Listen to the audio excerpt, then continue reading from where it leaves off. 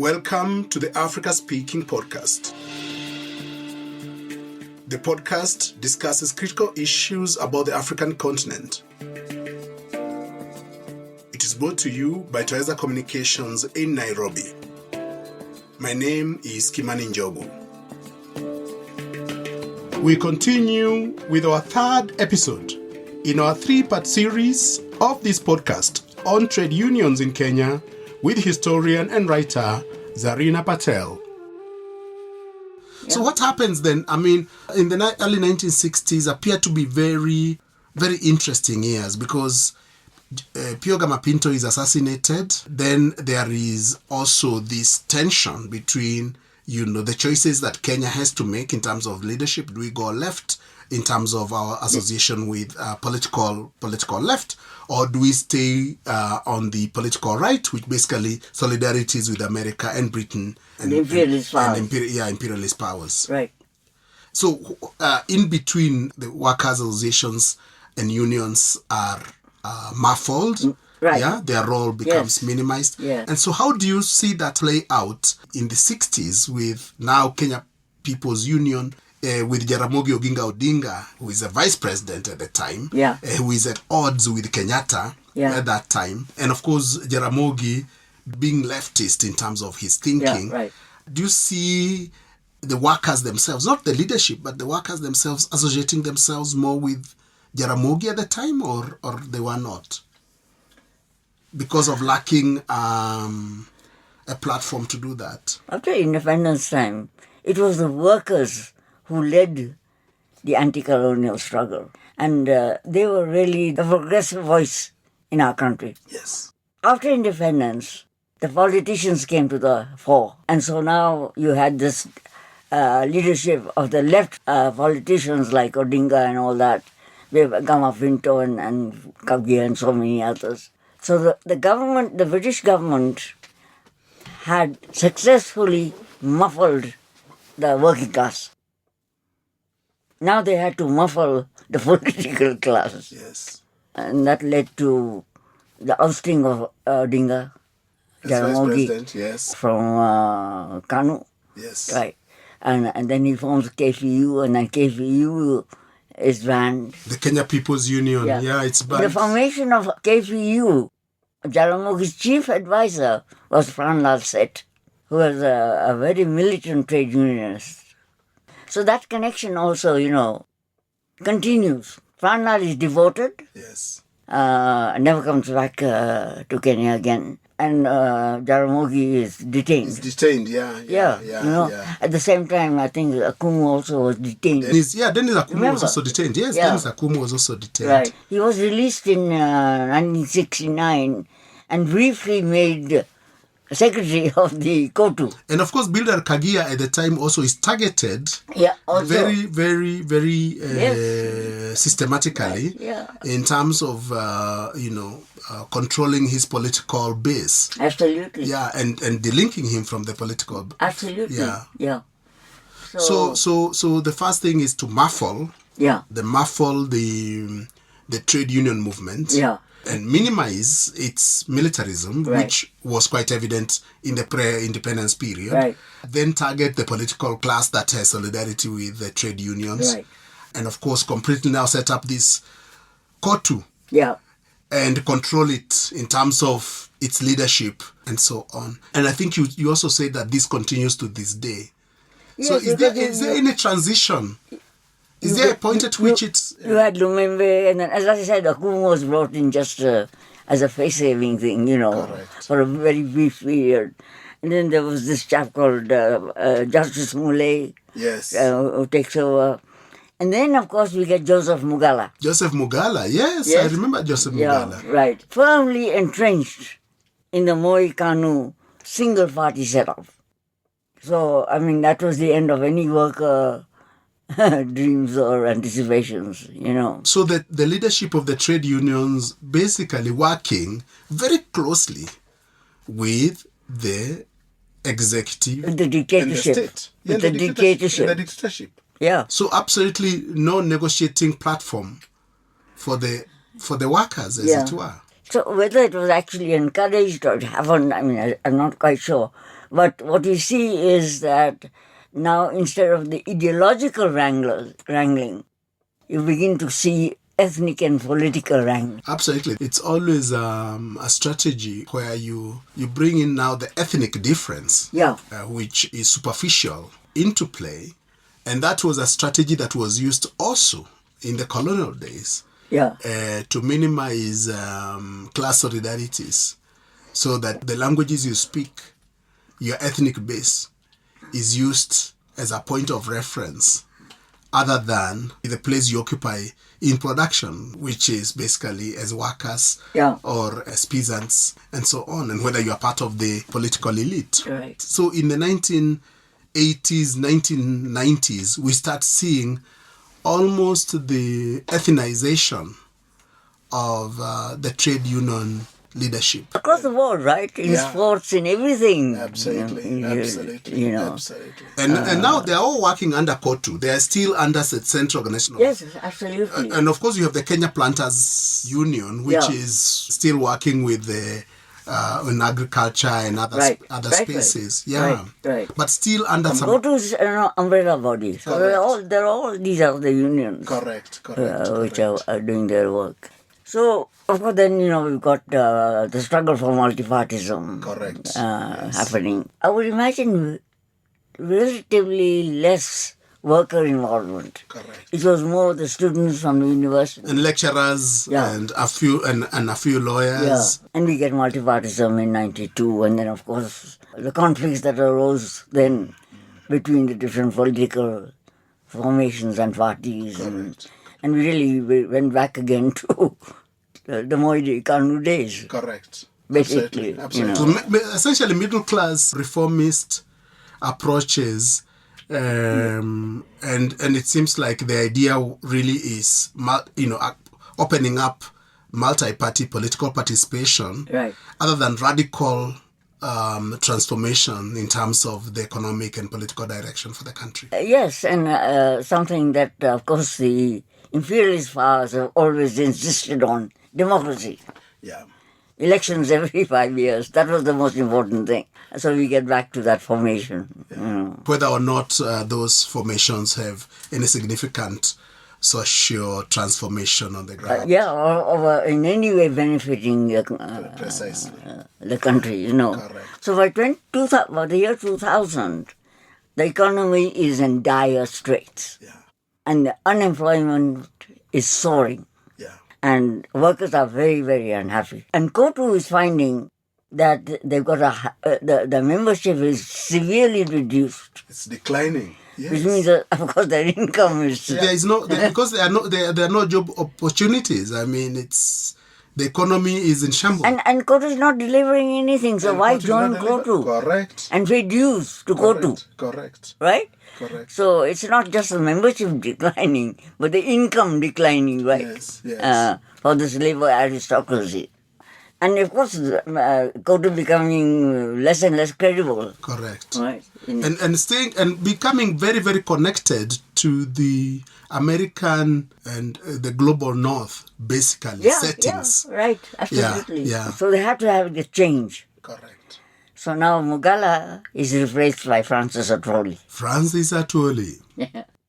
The guy who wears a lot of gold on his neck. That's right. And his hands. That's right. And he says he has homes scattered all over the country. And he also, of course, wears extremely expensive watches worth millions and millions of shillings. That's right. That's the leader. He's the Secretary General of the Workers Union. Actually, he was head of the Kenya Plantation and Agricultural Workers. Yes. So he takes over as General Secretary of COTU.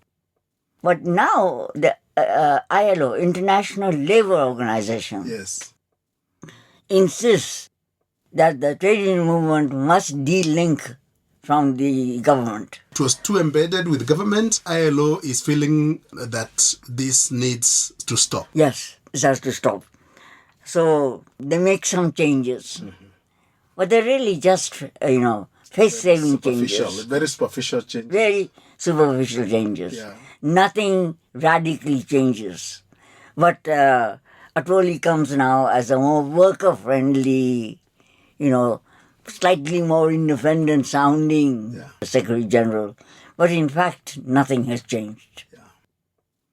Even today, workers don't have a say in Kotu. So would you say that there has been very systematic weakening of the trade union movement in Kenya? And right now, what we have really is nothing comparable to what we had in the colonial days, when under Makhan Singh and others, there was such a huge consciousness of class. Do you see any hope? I just want to make a small correction here. Yes. We see a weakening not of the trade union movement, because Kenya can always get up and say that we have a very strong trade union, Kotu. Yes. Right? Yes. What we see is a weakening of worker power. A weakening of worker power. Yeah. Almost a negation of it. So that the workers do not have a voice as such, even when you could say you have the platform, you have Kotu, which is basically the organization itself. Right. And you have a very loud Secretary General who does this. Right. But in terms of the power of the workers to determine the destiny of the country, and push their interests forward. Push their interests. Well, those interests are political interests, economic interests, or social interests. That's absolutely absent. Absolutely absent, That is evident even today. Just give to one small example is, we have been organizing the annual Makhan Singh lectures. Yes. And we've been trying to get Kotu, not the leadership, we know that. Kotu maintains that the trade union movement in this country was started by Tom Mboya. Oh, so they... Yes, they don't recognize... They're erasing a historical... Yes. They are redefining history. They don't recognize Makhan Singh, at all. Okay? So it's a and while I remember, one of the cardinal points that Makhan Singh made was that the trade union must be a workers' organization. Yeah. Worker-led and worker-formed. Correct. So it was totally antithetical to, the powers that be that came later. Very interesting. Very, very interesting. So would you say, as we try to wrap up our discussion, would you say that there is potential for the workers to have their power back? And what would it take? I mean, is it gone forever? No, never. It's never true. There is no forever. Because I do think that the primary agent of change in political direction, in ideological direction for that matter, is when the material circumstances begin to change. That is when the consciousness changes. And workers begin, or whoever, begins to look for another solution or another way out. So it is the change in your material circumstances. So as the situation deteriorates, and it is going to deteriorate, we know that, workers will once again be forced to think beyond the kind of solutions that, our trade union Kotu has been giving so far to workers. And the government with this annual 12% rate increase in wages, and, they've got to think beyond that. So it's not, an easy question to answer. So much is going on. I think the trade unions in the rest of Africa are much more advanced than the East African. So you think about COSATU and so on. It seems like there is... Nigeria, yeah. Sudan, Egypt, up there in the north, Algeria. Yeah. I mean, their trade unions have caused revolutions. Or on the way to revolution anyway. Correct. Unfortunately, I think the British are very clever in how they knew how to diffuse things at the right time, But Zarina, let me ask you this. Because workers are principally linked to factories and other spaces of production, whether it's in manufacturing. And of course, we saw Malcolm Singh, for example, with the Printers Union and so on. And if you look at South Africa, with the industries in South Africa, you end up generating a lot of workers, and the same with Nigeria, mines and mining and so on. And also with Nigeria with, again, the mining. And one could say the same with regard to other jurisdictions. Is it possible to say that to the extent that Kenya is not industrializing, and it has not been industrializing, the working class will continue to be small, and we are not creating jobs in any other areas, we'll still have a smaller working class with less points of convergence. And even where you have workers in the factories in Nairobi, many of them end up retreating to their rural spaces in the evening. They have an alternative. Yeah, they have an alternative. So they keep chicken. Right. So when they're coming to town, they carry gallons of, for example, milk from the neighborhood, and they sell around. Do you think that this also is contributory to the, of course, without minimizing the role of the state in controlling the emergence of this consciousness, that the very small opportunities for industrialization in Kenya undermines, this class consciousness, the working class consciousness? I think you're absolutely right that it is definitely a factor, but it is only one factor. Yeah. The term working class is under review. It's not what it used to be in Lenin's time of just industrial work. Yes.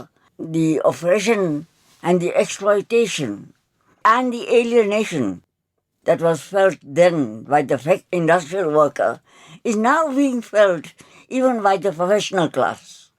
Mm-hmm. And that is why we recently had a doctor strike. We've got a union for doctors. We've got a union for the university lecturers. The biggest union in Kenya was the Teachers Union. Teachers Union, yes. Yeah, the KNUT. Yes. Established when? 1957. In 1966, it joined SCOTU. And then, of course, we had the Civil Servants Union. Correct. I remember with Kimani Wanyoike. That's right. Yeah. Right. Yeah. And these are not industrial workers. These are professionals now. Correct. I think the whole term working class has to be expanded and has to be reviewed. So there's more flexibility in terms of formations, and to say that the contradictions that exists within the workers in the factories, the same contradictions you'll actually find in the professional systems because of the level of exploitation and so on. Right. Yeah. I think though you're right about the lack of the industrial workers here, numbers, it is made up by, all these other sectors being drawn in. There's a very important observation that you have made. So you can see that the potential, of course, for the convergence, and you did say that the material conditions have remained the same, and they do not go away by themselves. So they have to be worked on. Exactly. And therefore we see workers demanding power to determine their destiny. Right. But that destiny is political destiny, economic destiny, or social destiny. Yeah. There is the role of the state, which ensures that it doesn't happen. There's also the role of religion in this. Religion, yes. Yes. For pacification sometimes. Yes, pacification. Yes. And particularly now with the influence of the evangelicals from the States. Yeah. I mean, talk about going backward. Limitation of abortion and all the rest of it. And you know what is very interesting, Zarina, is that there is the depoliticization through religion. Yeah. But what's very interesting is that during the liberation struggle, the religion itself was politicized. So that you had hymns, for example, which were Christian hymns in Kenya, being converted into liberation songs using the same rhythm and changing a couple of things so that one could talk about the depoliticization being politicized through, the same type of tools and so on. And of course, what you are telling me is that with the rise of evangelism and so on, the workers' power is again being challenged through the process of pacification. Yes, absolutely. I didn't mention earlier on, but in 1947, when we had the ex-servicemen returning and so many other things happening, another thing that was happening was the rise of the small churches organization, Dini Masamwa, and all which that. Which are kind of local and indigenous movements located in the spirituality and the faith systems in central Kenya. Right. You had the African Pentecostal based in Ruiru and other places. Then, of course, Dini Musambwa in Bungoma, in Western Kenya, and so on. Right. So these formations also, which were almost assertions of a faith different from the colonial faith. Exactly. Very interesting. I want to bring this to a close, and I just want to ask you whether there is anything else you'd like to share with me with regard to the trade union perspective in Kenya, and if you could just tie it up with the rest of the continent. Is there something else you'd like to say on this particular topic? Because we have covered quite a bit of ground. Yeah. Is there something else you'd like to add? I think it is generally accepted, I feel it is, that the real agent for change is the working class. Okay? And that is all quite obvious from the way the colonists, imperialists, the capitalists approach the subject. Yes. I mean, it's not just in Kenya that they are muffling the voice of the working class. They're doing it right back there in their own country of the United States. Correct. Okay, so that's a given. But the other thing they managed to do is with religion, with the wrong kind of education, with media distortion of news and fake news and all that, they have been able so far to pull in the working class, certainly in Kenya, I'm talking of Kenya now. Correct. Okay, into believing in capitalism as the only system that can never exist. Okay, and accepting that there will always be an employer-employee situation and relationship, and that rich and poor, the religion teaches us that there will always be rich and poor in the world. You just got to be more charitable. So the working class needs to, I think, understand better what is class and the class struggle. The whole issue of class is always, class is never mentioned. It's as if it doesn't exist. And yet it is every day of our lives that we battle through the class problems.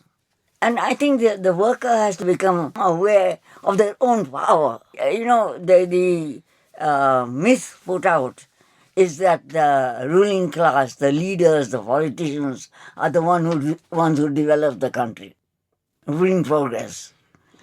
Well, none of these people would even be able to function without the working class. Correct. But the working class is not aware of how much power it holds. They're the ones who produce the things that we use every day. Right. And then they have to overcome all the different tools that the ruling class uses to divide them, whether it's ethnicity, whether it's religion, whether it's gender. Okay? I do think that one of the biggest hurdles for not just worker development, labor struggles, but even political struggles is the patriarchy in our country. Patriarchy? Yes. Because if you're going to leave behind half your population, forget it, you're never going to get anywhere. It's so strong, it's just incredible. And the resistance of advanced comrades even to look at patriarchy, to begin to dissect it, to understand it, before they even begin to confront it, is just mind-boggling. As a woman, I have found it very, very difficult. to make any headway in that field. And unless we do that, I'm afraid we are not going to make progress. You cannot solve a problem that you have not brought the level of consciousness. Absolutely. The only way of solving a problem is to raise it the level of consciousness. Exactly. And to appreciate that it exists. And then you'll be able to solve it. So the continued resistance to accept that patriarchy is a hindrance to the pursuit of equality is very, very problematic. The family, the home, is the kingpin of capitalism. The free labor of women. That's where it all began. And that's what keeps it going. If we are not going to look at that problem, what are we trying to solve? So the issue of patriarchy, I think, really needs to be attended to. Yes, and I think only a left ideology can be of any benefit, not only to the workers, but even to our country. We can also solve the problem through the neoliberal Capitalist, imperialist. And the thing is, in the last, I would say, 5-10 years, it has become so obvious. Socialism is on the map. It's being talked about openly. I mean, I think even 5 years ago, you didn't hear people talking about capitalism and liberal. Forget about socialism, but even capitalism. Okay, so there is a great change that's taking place globally. Globally. Well, Zarina Patel, I really want to thank you for a fantastic conversation with me in this podcast. Thank you. I've enjoyed it too. This has been an extremely educative conversation with you. And I think that we have gained more knowledge about trade unionism, not just in Kenya, but actually on the continent. And you have brought to the podcast immense clarity, immense history that will be with us for a long time. And I really want to thank you again for underscoring the contribution of people such as Makhan Singh, who have not been sufficiently recognized in our educational system, and also in terms of our national consciousness. So I want to thank you very, very much. And I'm sure that I'll be asking you later in future to come and help me understand certain other issues that I have no clarity about. And I hope you can come. Certainly. It is a mutual thing. I've also learned from you. So it is a very good interchange of ideas and thoughts and history. Thank you. Thank you so much. This concludes our episode on trade unionism in Kenya in the 3-part series of Africa Speaking podcast with Zarina Patel. Thank you for listening to the Africa Speaking podcast. Join us in our next episode, brought to you by Twaweza Communications. My name is Kimani Njogu. For any comments and views, you can reach us through our website, www.africaspeaking.org. You can also reach us on Facebook, Twaweza Communications, or on our Twitter handle at TwawezaComs. You can also write to us on email info@africaspeaking.org.